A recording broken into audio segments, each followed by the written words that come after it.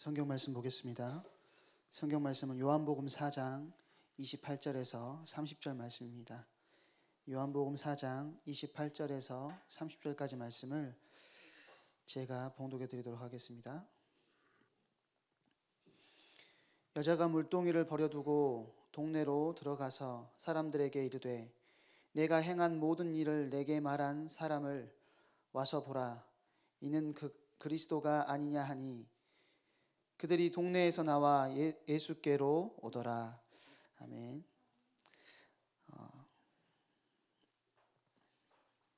오늘은 현장을 주제로 기쁨의 초대라는 제목으로 우리가 같이 말씀을 받고자 하는데요. 이번 주 강단의 말씀이 예수님의 십자가상의 7원이라는 주제로 말씀을 주셨습니다. 예수님께서 십자가상에서 7마디를 하셨는데 뭐에 초점이 다 맞춰져 있었냐면 하나님께서 예수님을 통해서 이루시고자 하시는 그 일에 다 초점이 맞춰져 있었습니다. 죄인들을 위해서 중보하여 기도하셨고 복음을 선포하시고 죄를 용서하여 주시고 하나님 만나는 길을 열어주셨고 창세기 3장 15절에 언약을 이루셨고 우리가 받아야 할 저주와 진노를 대신해서 받으시고 우리 죄를 면해 주셨고 내가 목마르다 하시면서 성경의 말씀을 이루시고 자신의 목마름으로 자신을 믿는 모두에게는 영원히 마르지 않은 샘을 허락하셨다고 했습니다. 여섯 번째로 희생 제물로 우리에게 오셔서 하나님과 우리를 화해케 하시고 화목케 하시고 화평케 하셨다. 모든 사역을 마치시고 자신의 영을 아버지께 맡기셨다라고 했습니다. 제가 왜 이거를 7가지를 다 말씀을 드리냐면 예수님께서 전 생애를 걸쳐서 하나님께서 자신을 통해서 이루시고자 하시는 일을 이뤘던 것처럼 우리도 마찬가지로 그 하나님께서 우리를 통해서 이루시고자 하시는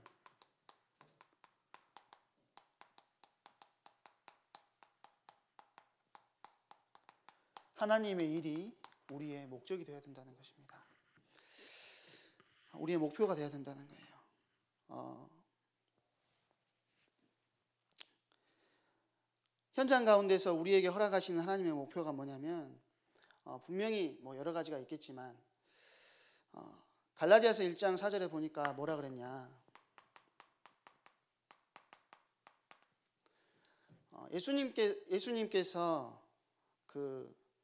하나님께서 예수님께 주신 목적, 그리스도께서 하나님 곧 우리 아버지의 뜻을 따라 이 악한 세대에서 우리를 건지시려고 우리 죄를 대속하기 위하여 자기 몸을 주셨으니라고 했습니다. 아버지의 뜻을 따라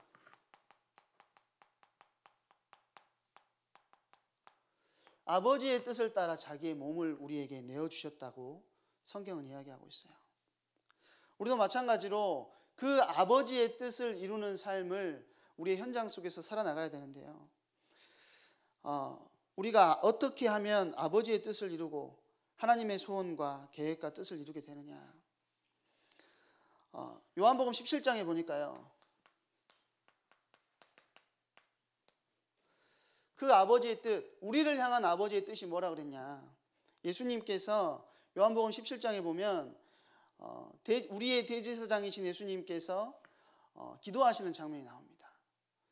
근데 우리를 제자들을 위해서 기도하시는데 그 기도의 목적이 뭐라고 예수님께서 말씀하시느냐. 요한복음 17장 20절에 보니까요. 뭐라고 하냐면 내가 비는 것은 이 사람들만 위함이 아니요 제자들만 위함이 아니요 그들의 말로 말미암아 나를 믿는 사람들도 위함이니라고 했습니다. 제자들을 통해서 예수님을 믿게 되는 그 사람들을 위하여서 예수님은 그때 기도하셨다는 거예요. 그게 누굽니까? 바로 우리라는 거예요. 예수님의 제자들로 인하여서 복음이 전달되어지는 우리를 위하여서 예수님은 그때 기도하시고 또 눈물을 흘리시고 피를 흘리셨다는 거예요. 마찬가지로 우리에게 하나님께서 원하시는 것은 뭐냐? 우리가 너무나도 많이 알지만 사도행전 1장 8절에 이 언약을 이루는 것입니다. 뭡니까? 증인이죠. 증인이라는 게 뭔가요? 보고 들은 말을 가감없이 증언하는 자가 증인이라는 거예요. 현장 속에서 우리에게 허락하신 것, 우리에게 보여주시고 우리가 듣게 한 것을 현장에서 가감없이 전달하는 일에 하나님께서는 우리를 쓰시기를 원하신다는 겁니다. 그래서 우리의 전 삶을 통해서 누구를 닮아가야 되느냐? 예수님께서 십자가에 오르시는 그날까지 하나님의 목적을 이루셨던 것처럼 우리도 예수 그리스도를 닮아서 똑같이 그런 삶을 살아야 된다는 거예요. 예수님을 닮아가는 그 삶을 뭐라고 합니까? 신학적 용어로 성화라고 이야기하는 거예요. 하나님께서는 우리가 성화되기를 원한다는 거예요. 누구를 닮은 삶? 그리스도를 닮은 삶을 살기 원한다는 거예요. 그래서 우리를 어디에 앉히시기를 원하느냐? 예수님께서 앉으신 그 보좌 우편에 우리 또한 동일하게 앉히시기를 원하신다는 겁니다. 결국에는 그 자리에 앉히시려고 우리를 뭘로 세우셨냐? 현장에 증인으로 세우셨다는 거예요. 우리가 이 사실을 분명하게 기억해야 된다는 겁니다. 십자가의 메시지를 받은 사람들은 굉장히 많아요. 그런데 이번 주 강단의 말씀에서도 그랬잖아요. 십자가의 메시지를 받은 사람은 많은데 현장에서 십자가의 삶을 사는 사람은 많지 않다는 겁니다. 왜 그러냐? 왜 메시지는 받는데 삶을 살지 않느냐? 그 이유는 내가 십자가에 달리는 일을 싫어하기 때문에 그렇다는 거예요. 내가 예수님과 함께 십자가에 달리는 그것을 극도로 두려워한다는 거예요. 내가 예수님과 함께 십자가에 달려서 내가 사는 것이 아니고 내 안에 그리스도께서 사시는 그 일을 우리는 감당하지 못하고 있다는 겁니다. 그래서 먼저는 우리가 우리 현장 속에서 뭘 누려야 되느냐? 먼저 갈라디아서 2장 20절의 말씀과 같이 내가 십자가에 달리는 그 비밀 속으로 내가 들어가야 된다는 거예요. 그래야 뭐가 될 수 있느냐? 증인으로서의 삶을 사는 거예요. 보고 들은 바를 가감없이 말하는 자가 된다는 것입니다.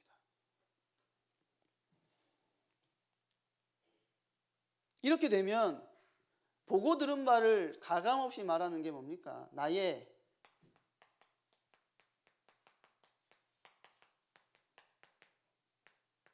복음 스토리가 우리 현장 속에서 나온다는 겁니다. 나의 복음 스토리가 나온다는 거예요. 하나님께서 나에게 어떻게 그리스도를 보내주셨고 그 그리스도로 말미암아서 나의 문제를 하나님께서 어떻게 회복해 하셨는지를 분명하게 우리가 보고 그것을 현장에서 담대하게 증언하는 일에 우리를 쓰신다는 거예요. 오늘 누가 그랬습니까? 오늘 이 우물가의 여인이 그랬다는 거예요.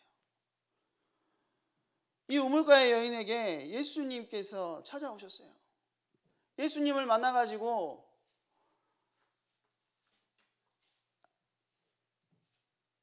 그리스도를 만나서 새롭게 된 이 여자가 오늘 우리가 읽은 본문에 보면은요, 현장에 나가서 담대하게 그리스도의 복음을 증언하는 이야기가 나옵니다. 그렇게 될 수밖에 없었던 이유는 뭐냐? 이 여자가 뭐라고 이야기하면서 복음을 증언하느냐? 내가 지금까지 했던 일을 내게 와가지고 말한 사람의 말을 와서 들어봐라.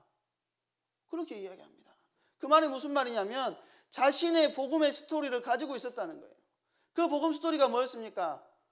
바로 그리스도라는 스토리를 가지고 있었다는 겁니다. 오늘 본문에 보니까요,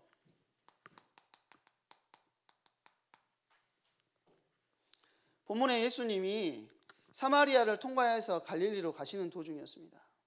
이게 사마리아를 통해서 갈릴리로 간다는 게 사실은 유대인들 사이에서는 흔치 않은 일입니다. 원래 유대인들은요, 갈릴리로 갈 때, 유대에서 갈릴리로 갈 때 어디로 가냐면 지중해를 뺑 돌아서 이렇게 갑니다. 사마리아라는 땅 자체를 밟는 거를 극도로 싫어하는 사람들이 유대인들이에요. 그 사람들하고 섞이는 것도 싫어해요. 그런데 오늘 본문 4장 3절인가요?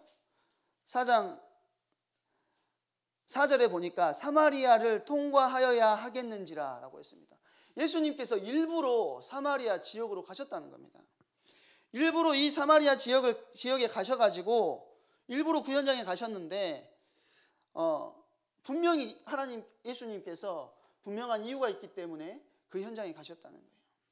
근데 우리가 요한복음 3장하고 요한복음 4장을 지금 읽고 있는데요. 앞에 요한복음 3장에는 어떤 내용이 나오냐면 이스라엘의 최고의 지성 중에 한 명인 니고데모가 예수님을 찾아오는 이야기가 나옵니다. 그래가지고 이 니고데모가 예수님한테 물어봅니다. 뭘 물어봅니까? 영생이 도대체 뭡니까? 어떻게 하면 그렇게 할 수 있나요? 그거 물어보는데 예수님께서 여러 말도 안 하시고 뭐라고 하시냐면 네가 거듭나야 하겠다라고 말씀하시거든요. 그리고는 무슨 소리인지 못 알아먹어요. 니고데모가 무슨 소리인지 못 알아먹으니까 위로부터 성령이 임하지 않으면 진리를 깨달을 수 없다라고 말씀하시고 이게 흐지부지 끝나버립니다. 이 사람의 이야기가. 그런데 요한복음 4장은 완전히 정반대의 이야기가 나와요. 어떤 정반대의 이야기입니까? 예수님을 찾아온 것이 아니고 예수님께서 찾아가세요. 그리고 완전히 지위가 높은 사람이 아니고 모든 사람들이 천대하고 모든 사람들이 괄시하는 사람에게 예수님께서 다가가신다는 겁니다. 그리고는 뭘 주십니까? 일방적으로 그리스도로 말미암아서 이 여인이 새 생명의 눈을 뜨고 영생의 자리에 들어가게 되는 모습이 보여준다는 거예요. 이걸 가지고 사도 요한이 뭐 때문에 이렇게 배열을 했을까 생각을 해보면요. 구원이 지적인 작용에 의해서 우리에게 습득되거나 깨달아져 가지고 얻어지는 것이 아니고 일방적으로 그리스도 되신 하나님께서 우리를 찾아오시는 그 사건으로 인해서 우리가 구원받는다는 것을 우리에게 보여주기 위해서 이거를 이렇게 했다는 겁니다. 그런데 예수님께서 이 사마리아 지역으로 들어가시는데요. 이 사마리아 지역에서 한 여인을 만납니다. 이 사마리아 지역에서 한 여인을 만나는데 그 시간이 언제였냐면 제6시라고 그랬어요. 이스라엘의 시간은 우리나라하고 조금 다릅니다. 어떻게 다르냐면 그 나라의 시간과 우리나라의 시간은 우리는 시간이 그냥 정해져 있잖아요. 뭐 6시부터 1시부터 24시가 딱 정해져 있잖아요. 근데 거기는 어떻게 되어 있냐면 낮 12시가 있고 밤 12시가 있어요. 낮 1시부터 그러니까 낮이 뭐냐면 해가 뜨는 시간부터가 1시인 거예요. 그러니까 해가 뜨는 시간이 대개 몇 시입니까? 6시잖아요. 그래서 6시가 1시인 거예요. 낮 1시. 7시가 1시죠. 그러면 7시, 8시, 9시, 10시, 11시, 12시. 그러니까 6시가 제6시가 몇 시냐면 딱 정오인 거예요. 정오에 예수님께서 한 여인을 만납니다. 물을 뜨러 온 여인을 만났는데 예수님께서 뭘 하느냐? 그 여인을 만나가지고 뭘 하시냐면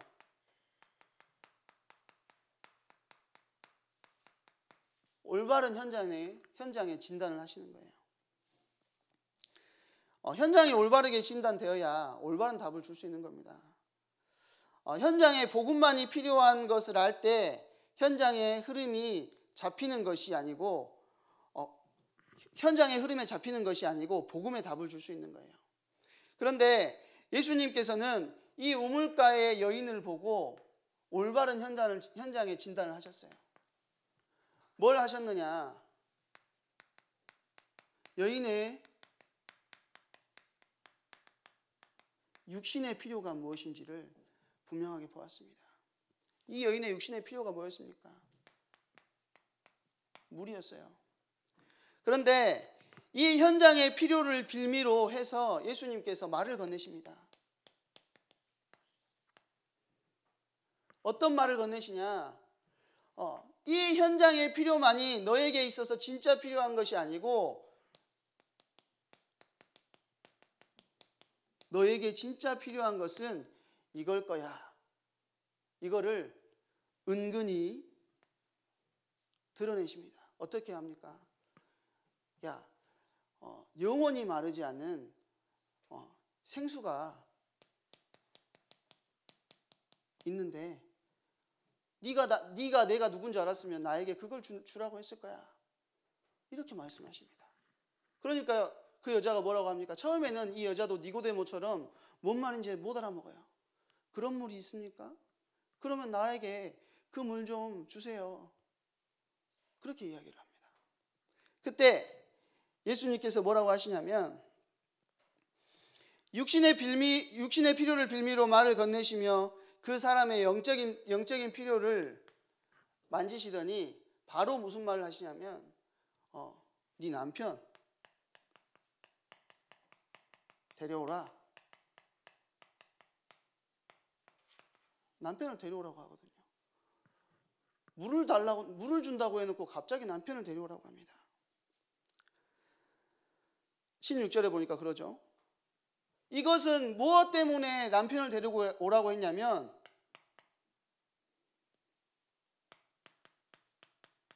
너의 영적인 상태를 보라는 거예요. 네가 지금 어떤 영적인 상태에 있느냐, 네가 놓여져 있는 지금 현실이 어떤 상태에 있느냐, 이것을 보라는 겁니다. 자, 너는 지금 어떤 상태에 있냐면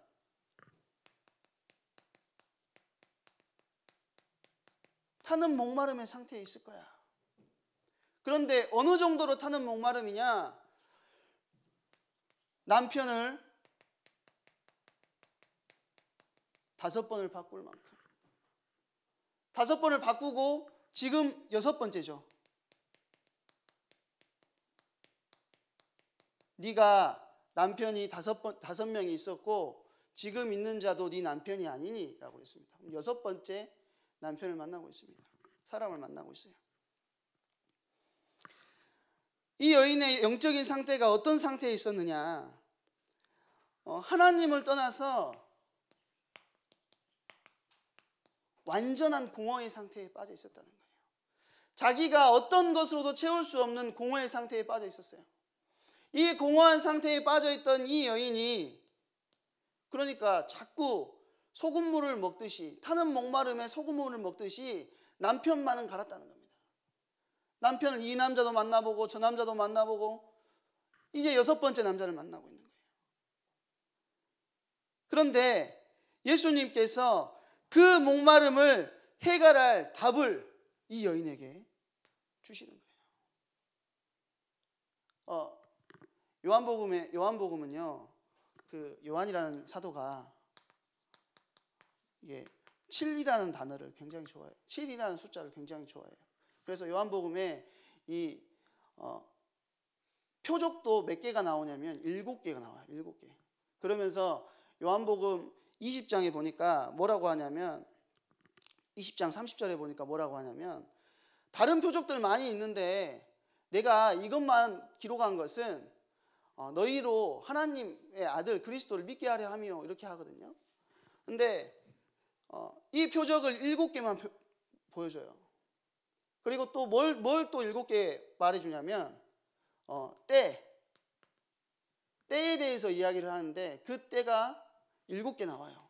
근데 이 때가 항상 뭐하고 연관되어 있는 때냐? 예수 그리스도께서 십자가에 달려 죽으시는 그 사건과 연관되어 있는 때라는 거예요. 요한은 7이라는 숫자를 좋아하는데 지금 몇 번째죠? 6번째. 6번째 남편이에요. 뭘 말하느냐? 너는 앞에 아무리 많은 육신의 남편을 만났지만 해결되지 않는 그 갈증에 해결할 수 있는 방법이 뭐냐? 7번째 남편을 만나야 된다는 거예요. 그게 육신의 남편이 아니고 영의 남편을 만나야 된다는 겁니다. 영의 남편. 좀 이상한 말입니까? 이 영의 남편이 누구냐면 바로 신랑 되신 예수님을 이렇게 표현하고 있는 거예요. 신랑 되신 예수님을 만날 때에 예수님께서는 그렇게 말씀하지 않았지만 성경 해석자들은 그렇게 해석을 하더라고요. 근데 7번째 남편을 만날 때에 그리스도께서 주되심을 설명하고 거기 일곱 번째 남편이 그리스도가 되어야 한다는 사실을 요한은요 표현하고 있다는 거예요. 이게 물론 요한이 자기가 생각해서 쓴 건 아니지만 하나님께서 그렇게 은혜를 주셨다는 겁니다. 이렇게 자기의 영적인 부분에 대해서 예수님께서 찝어주시니까요. 뭐가 보이기 시작하느냐. 예수님에 대한 인식이 바뀌기 시작합니다. 이 여인의 예수님에 대한 인식이 처음에는 어땠느냐. 랍비라고 했습니다. 그런데 이 영적인 부분에서 이 여인의 영적인 상태를 보여주니까 랍비어 했던 말이 당신은 선지자 같아요 라고 이야기를 하는 거예요. 뭐가 열렸냐면 영적인 눈이 아주 조금 열렸어요. 영적인 눈이 조금 열리니까 자기가 지금까지 가지고 있었던 자기가 해결해 보려고 했던 방법들에 대해서 이야기를 하는 겁니다. 이 여자가. 뭘 이야기합니까? 뭘 이야기합니까? 그 질문을 하는데요. 우리 조상들은 이 산에서 예배했는데 당신들의 말은 예배할 곳이 예루살렘에 있다 하더이다. 사마리아인들은요, 예루살렘 성전에 들어가지도 못하고 취급 안 해주니까 갈 수가 없어요. 예배하고 싶어도 예배를 못하는 거예요. 그러니까 어디에다가 자기 성전을 만들어 놓고 예배를 드렸냐면 그리심산에다가 자기들의 성전을 만들어 놓고 이상한 우상 예배처럼 예배를 드렸어요. 그러니까 이 여자가 선지자 같은 사람을 만나니까 자기가 평소에 갈등하고 고민했던 부분들을 물어보는 겁니다. 이 말은 무슨 말이냐면 이 여자는 자기의 문제에 대한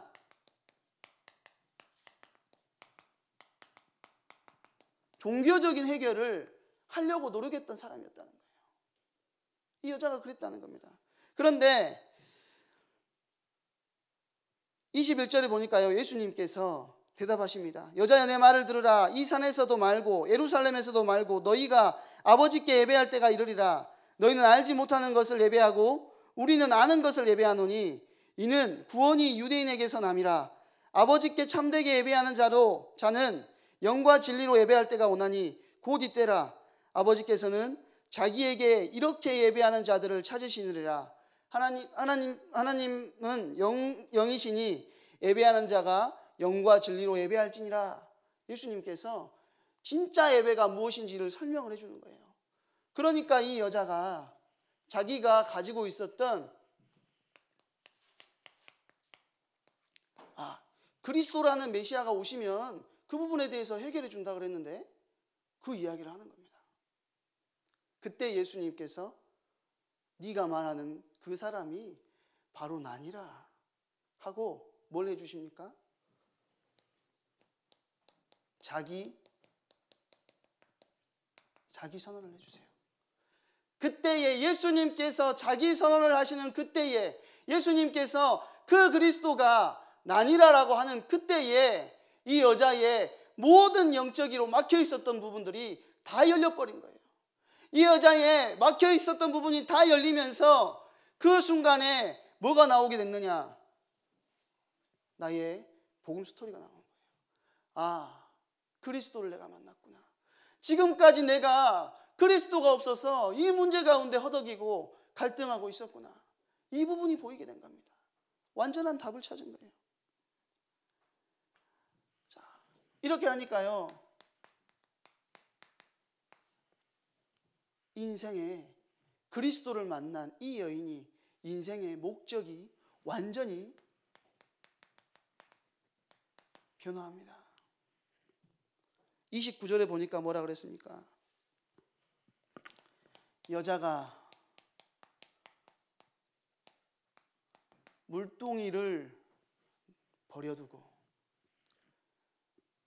이 여자가 물을 뜨러 그 자리에 왔을 때에 이 여자의 목적은 무엇이었습니까? 사람들의 눈을 피해서 물을 떠가는 것이 이 여자의 목적이었어요. 그런데 이 물동이를 버려뒀다는 말이 무슨 말이에요? 이것은, 물동이는 뭐예요? 물을 떠가는 수단입니다. 그런데 그걸 버렸다. 이 말은 자신의 지금까지 최고의 가치였던 그것이 변화되었다는 거예요. 그리고는 이 여자가 어디로 가느냐? 마을이라는 곳으로 들어갑니다. 본인의 목적 자체를 잃어버렸어요. 물을 뜨러 왔는데 예수님과의 대화를 통해서 예수님의 메시지를 전해야겠다. 내가 예수님을 만났다는 사실이 내가 들고 온 물동이보다 중요해졌다는 겁니다. 그러니까 이 여자의 일생 가운데 일어난 가장 큰 변화는요, 눈앞에 달성해야 될 목표보다 예수님을 만났다는 그 사실이 더 중요해진 거예요. 어마어마한 변화를 하나님께서 체험하게 하셨다는 겁니다. 지금까지요, 우리가 어떤 인생을 살고 어떤 목적을 가지고 삶을 추구해 왔든지 간에 예수님을 만났다는 것은, 예수님을 우리가 알게 됐다는 것은 어떤 내 일생의 목적과 방향보다 예수님이 더 중요하다는 사실을 누가 설명해 줘서가 아니고 내 안에 그것이 체현되는 것입니다. 그것이 예수님 만나는 거예요. 예수님 만나는 그 순간에 나의 삶의 목적이 바뀔 정도로, 지금까지 나에게 있었던 최고의 가치가 변화되어 버릴 정도로 예수님을 만났다는 것은 그만한 능력이 우리에게 있다는 것입니다. 현재 가치보다 더 큰 가치를 발견한 거예요. 어디 안에서? 그리스도 안에서 발견했다는 겁니다. 현재 가치가 뭡니까? 눈앞에 있는 가치, 목전에 있는 가치예요. 그런데 그것보다 우리가 구원받았다, 영생을 얻었다는 것은, 예수님을 만났다는 것은 그리스도가 내 인생의 주인이 되시고, 모든 것은 눈앞에 있는 가치가 아니고 눈에 보이지 않는 가치가 더 중요하다는 사실을 발견하게 됐다는 것을 알게 된다는 것입니다. 이 우물가의 여인이요, 제일 싫어했던 게 뭡니까? 사람들 만나는 거였잖아요. 사람들 만나는 거였잖아요. 그러니까 12시에 정오에 물 뜨러 왔지 않습니까? 사람 없는, 사람을 피해서.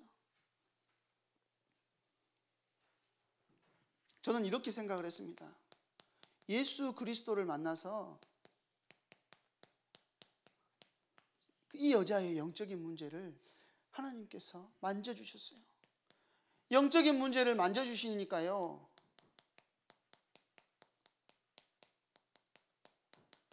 육신의 문제까지 하나님께서 해결해 주신 겁니다. 이 여자가 가지고 있었던 뭡니까? 우리말로 하면 대인기피증이 사라졌어요. 이 여자가 가지고 있던 공황장애가 사라진 거예요. 한마디로 말하면 예수님의 능력, 예수님을 만났을 때 우리 안에 일어나는 변화는 이런 것입니다. 어떤 우울증이건 어떤 공황장애건 어떤 정신과 질환이건 하나님을 떠나 우리에게 오는 모든 영적 문제에서 해방받는 것이 예수님을 만나는 것이라는 거예요. 그 일을 우리가 체험하는 겁니다. 이 여자가 남편 5번 바꾸고 6번째 남자를 만나면서 얼마나 속을 썩었겠으며 사람들의 손가락질 얼마나 많이 당했겠습니까?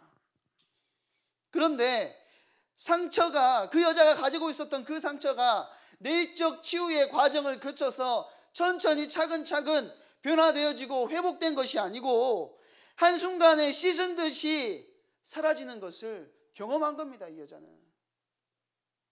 그러니까 자기가 짊어지고 있던 물동이를 내려놓고 마을로 뛰어들어가는 것입니다. 사람들에게 선포하는 것이 전혀 두렵지 않은 상태가 된 거예요. 전해야 될 메시지가 내 과거, 내 체면, 내 현실보다 더 중요하기 때문에 이 메시지를 기쁨으로 삼고 그곳으로 들어간 것입니다. 메시지에 붙들리면 내 생각의 프레임이요, 내가 가지고 있었던 생각의 프레임들이 한 번에 깨져버려요. 그 생각의 프레임이 깨지는 메시지의 능력은 우리에게 슈퍼 프레임으로 우리에게 다가온다는 겁니다. 새로운 프레임, 새로운 가치관을 형성시켜준다는 거예요. 우리는요, 어떤 삶을 살아야 되느냐? 목적이 바뀐 삶을 살아야 된다는 거예요. 우리 인생이 먹고 사는 문제, 그것을 위해서 여가 즐기고 재미있게 사는 거, 그것을 위해서 살아가는 것이 아니고, 물론 그것도 해야 되겠지만 우리 인생의 최고의 가치가 하나님께서 맡기신 십자가의 삶을 이루는 그 일에 초점이 맞춰진다는 거예요. 누구를 만날 때? 우리가 그리스도를 만날 때. 내가 일부러 노력해가지고 내가 십자가의 삶을 살아야지, 차도 막 거지 같은 차 타고 다니고, 차 굴러가지도 않는 차 막 고쳐가지고 타고 다니고, 그게 십자가의 삶이 아니잖아요. 우리가 그리스도를 만날 때에 실제로 현장에서 영적인 부분을 만져줄 수 있는 자, 그 응답을 우리가 누리게 된다는 것입니다. 결론입니다.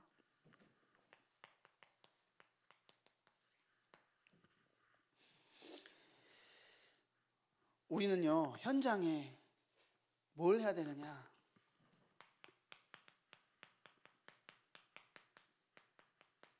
하나님께서 우리를 제사장으로 불러주셨어요. 현장의 제사장 사역을 우리에게 맡겨주셨다는 겁니다. 현장의 사람들과 하나님과의 연결점이 바로 인터넷으로 예배드리고 있는 여러분들이고 이 자리에 있는 여러분들이라는 거예요. 39절 말씀에 보니까 뭐라 그랬냐?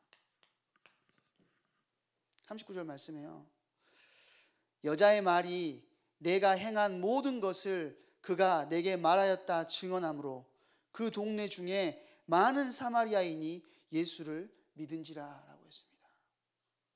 그 여자가 자신의 복음 스토리를 가지고 현장에 나아갔을 뿐인데 하나님께서 그 말을 가지고 예수 믿는 자들을 점점 더해 가시는 겁니다. 이 여인은요, 사람들이 쳐다도 보지 않은 사람이었어요. 인간으로 생각도 안 했겠죠. 저는 그 시대를 생각해 보세요. 지금도, 요즘에도요, 만약에 여러분 주위에 6번째 결혼한 여자가 있다면 주변에 있는 사람들이 손가락질 안 하겠습니까? 요즘에도 그래요. 지금 완전히 오픈 마인드다고 하고 막 다 그러잖아요. 그런데도 요즘에도 손가락질 한단 말입니다. 그런데 그 시대는 언제입니까? 여자를 사람 취급도 안 하던 그 시대예요. 근데 그때 남편을 6번이나 바꿨으니 사람들이 사람 취급했겠습니까? 사람들이 쳐다도 보지 않던 그 사람이, 그 사람 안에 생명이 살아서 꿈틀대기 시작하니까 그 사람을 사람으로 보기 시작하는 겁니다. 생명이 있으면, 그 영혼이 살아나면, 생명의 환희가 있으면 현장에서 그 사람이 지금까지 어떤 인생을 살았든지, 그 사람이 어떤 망나니 같은 인생을 살았든지 그것과 상관없이 성령께서 역사하신다는 거예요.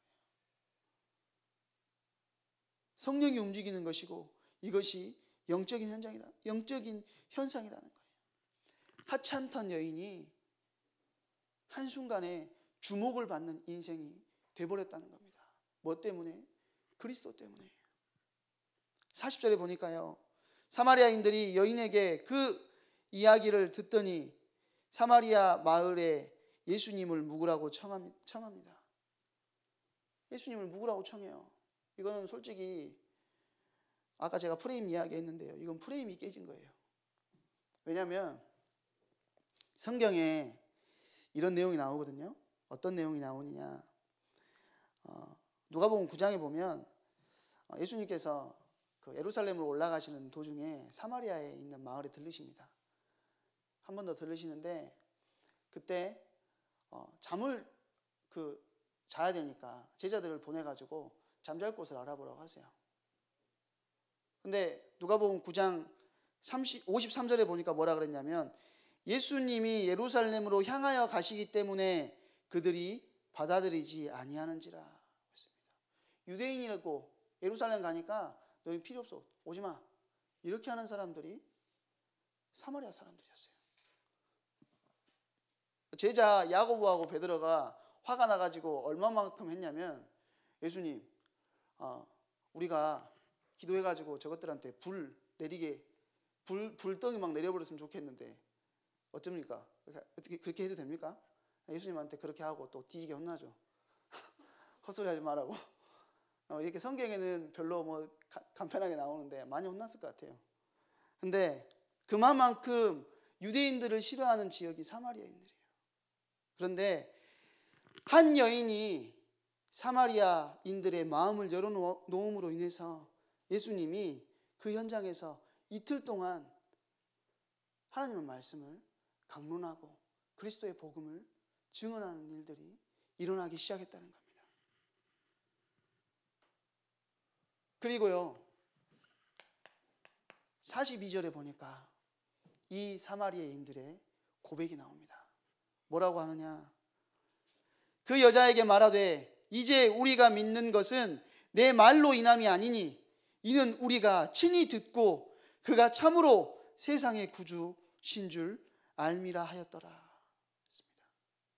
그 모여있던 사마리아인들이 세상의 구주인 그리스도를 만난 거예요. 이들도 똑같이 이 여인처럼 하나님의 말씀의 능력에 사로잡힌 자가 되었다는 겁니다. 이 말은 이제 너 필요 없어 저리 가 이 말이 아니고 고맙다는 거예요. 너 때문에 우리가 하나님의 자녀가 됐다. 예수님이 메시아인 걸 알았다는 겁니다. 우리는요 우리가 해야 될 사명은 이 여인과 같은 사명이라는 거예요. 먼저 우리에게 복음을 듣게 하시고 먼저 우리에게 아버지의 뜻을 알게 하셨습니다. 우리는 이제 이 아버지의 뜻을 가지고 우리의 현장 속에 이 아버지의 오심, 아버지의 뜻을 알지 못하는 영혼들에게 그리스도의 말을, 나의 복음 스토리를 가지고 도전하기만 하면 된다는 것입니다. 지금까지 나를 이끌어왔던 목표를 한번 돌아보시기 바랍니다. 그리고 내가 구하는 것들, 그 많은 것들 가운데 내가 이제는 썩어질 떡, 그것을 구하는 것이 아니고 생명의 양식 대신, 생수의 강 대신 그리스도를 구하고 이 그리스도의 능력을 증언하는 일에 쓰임받는 우리 모든 성도님들 되시기를 바랍니다.